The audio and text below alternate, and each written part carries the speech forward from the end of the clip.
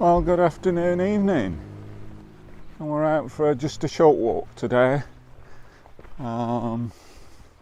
Again, life is getting in the way a bit of getting out for doing walks and vlogs, but we managed to get out, and we've come back to Deepdale. Now, last time I was here, it was white everywhere, so I'll probably call this Deepdale in the summer, because we're in summer. We're in July now, so we're going to come along here. After I'd been here, somebody sort of commented that I'd walked past the best waterfalls, etc. So don't know how far up the valley we're going to go, but we're going to go by the river and see if we can find some nice fall stroke cascades with some nice the mountains in the background. So that's the plan.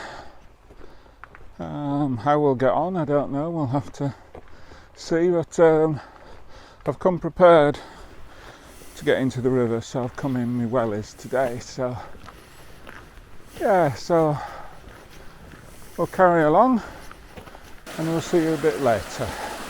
Right, well, we've come down to the river now, and we came to this bridge, and I thought that would make quite a good composition, but the place I need to be, which is probably about there in the river, the water's just too deep.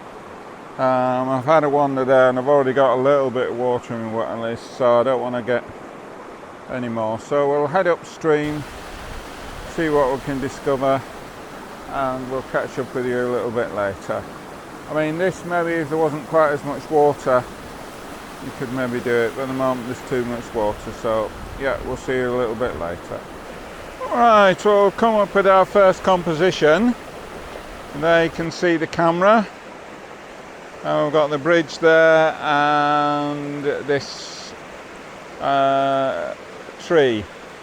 Now it's quite difficult because I've got the camera rail. I mean, if I show you the back of the camera briefly, you'll see there that we've got it so we can see under the bridge, and then we've got the tree in the sky, not intersecting with the mountain. So I had to get very low, which meant it's quite difficult to actually see the screen, etc. So yeah, I mean, hopefully it'll come out. At the moment we've just taken the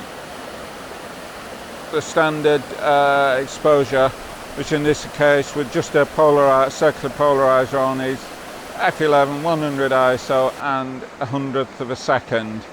Yeah, I just need to get my head into gear, and we'll put some ND filters on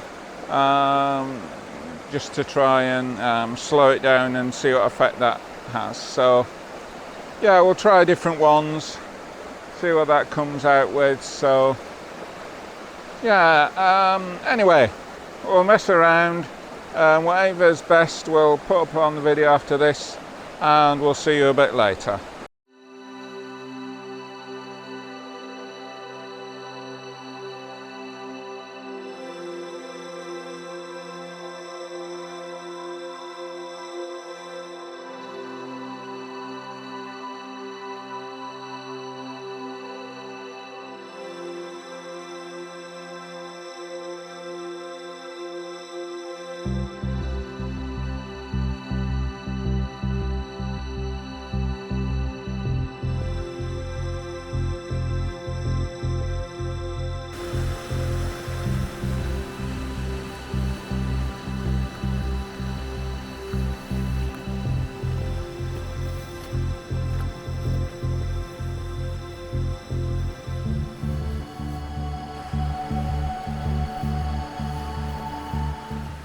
Right, well, we've come along the river a bit, and come to this small waterfall with a tree, and then the mountains behind, which I think is quite picturesque. And what I thought I'd do, just to show you the effect of focal length, and see what effect that has. So I'm taking an image here. As you can see, the camera's there, looking to the fall, and we're looking at somewhere between 50 and 70 mil on the lens. And what I'm going to do is I'm going to take some landscape and some portrait, different settings, etc. I mean, I may even get the 70 to 200 out for the portrait, see what we get. And then what I'm going to do is go a lot closer, so use a wider angle. Now, whether we can do it on the 24 to 70 or whether we need to get the wide angle lens out, to get the same, in effect the same composition, the waterfall, the tree and the mountain behind, and just to see what difference that makes.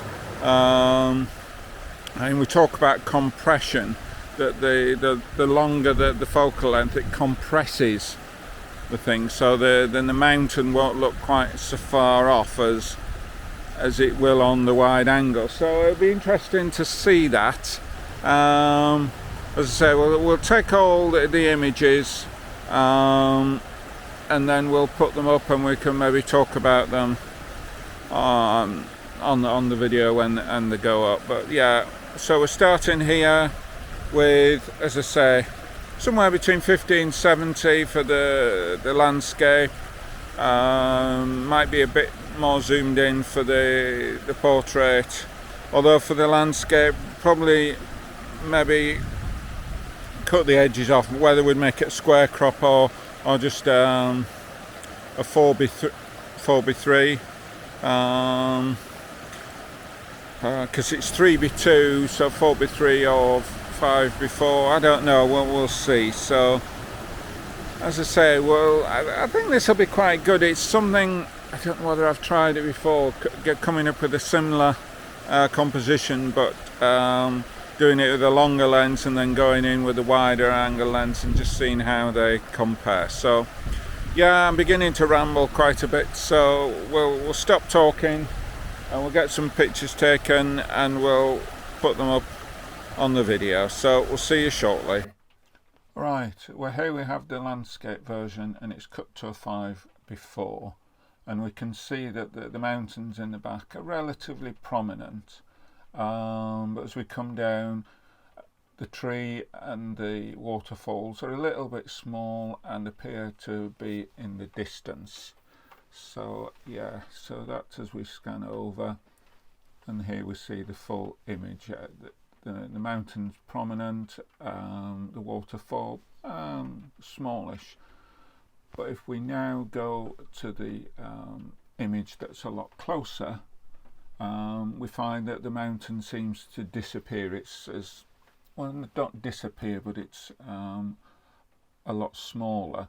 Yet when we get to the tree and the waterfall, they appear slightly bigger and they become more prominent. So that's what we get when we look at the landscapes that, as I say, have been cut to at 5x4.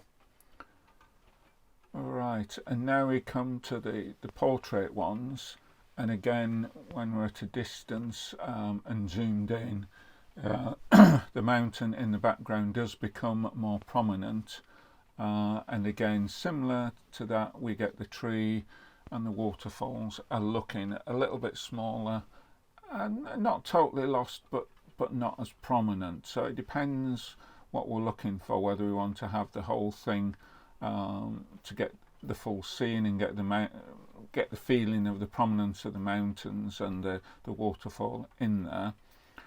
But if we look here at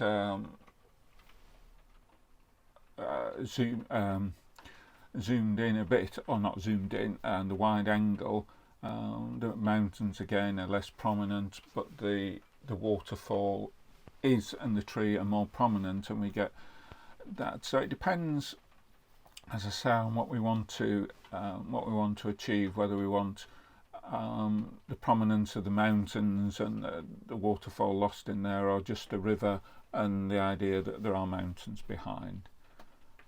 And here we have another shot that I took, just to give that this is at a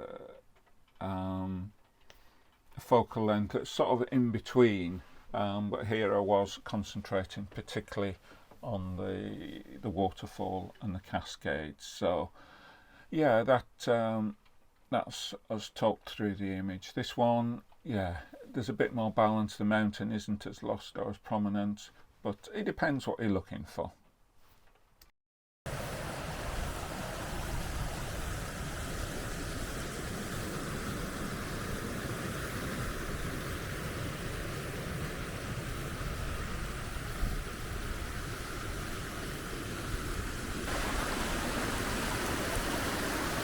Right, well, you've seen the effect of the different focal lengths and the compression and the not compression. I did take a couple, one other composition after I'd done those. Went in the river. I thought it looked quite good, so you'll have seen that as well. And time's marching on, and I thought I'd head back to the van. Not quite sure what it's going to do at sunset, but that there is a place along Ullswater that might be good if we get a sunset. So I thought we'd go along there. So yeah, I'll say now, if you've enjoyed the video, please click the thumbs up. If you like what I'm doing, why not subscribe? And if there's anything you want to know or anything you think about the videos, please comment. It is all much appreciated, and I do answer all comments. So yeah, so if we finish here, because nothing else happens, it'll be a shortish video, but hopefully it was quite good. And if we get a good sunset, maybe we'll see you a little bit later. So yeah, I'll head back to the van and get these wellies off and go down to spot on Ullswater, see what happens. There is a bit of cloud in the sky, a bit of blue sky, so one never knows what's going to happen. So right, either we'll see you on the next video or we'll see you a little bit later. Right, so we've come to Ullswater, which is just on the road on the way heading back to Keswick.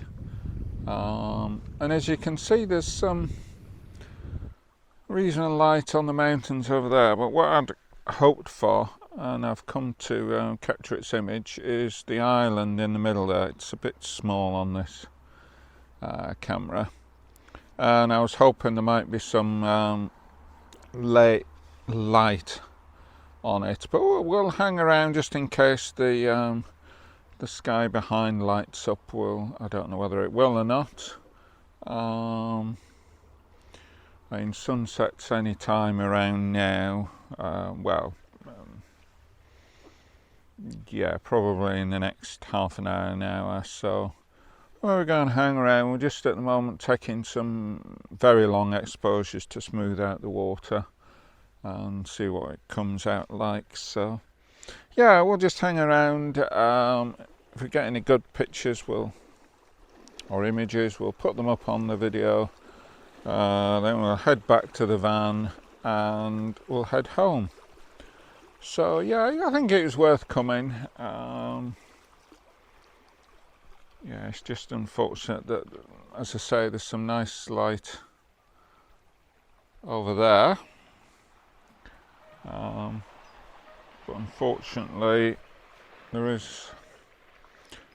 light's fairly blonde in that direction. So anyway, we'll see you a little bit later.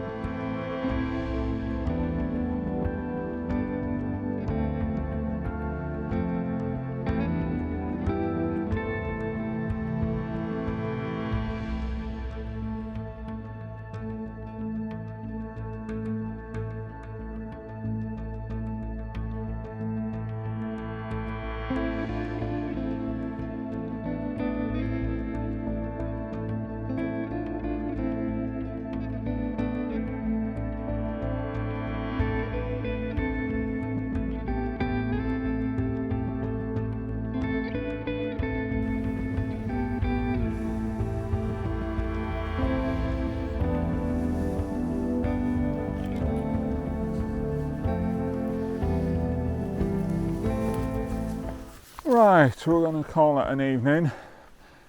I don't think there was any point in waiting any longer. The light's beginning to fade. There was maybe a vague bit of colour in the sky, but nothing stunning. Got some reasonable images, the best of which you'll have seen. So we're going to head home now. It's been quite a good evening. Got some nice images in Deepdale, and I think that composition of the island, Norfolk Island there in Ullswater, is quite a good one. We just need to, at some point, just get the right light and get that, I guess then it make quite a stunning image, I think. So yeah, well, at least now we know the best place to park where we can get there in a couple of minutes. So yeah, as I've already said, if you like the video, please click the thumbs up. If you like what I'm doing, subscribe, and any comments, please make comments. I do appreciate them. It does help me with the channel, and I do answer all comments. So anyway, we'll call it an evening, and we'll see you on the next video.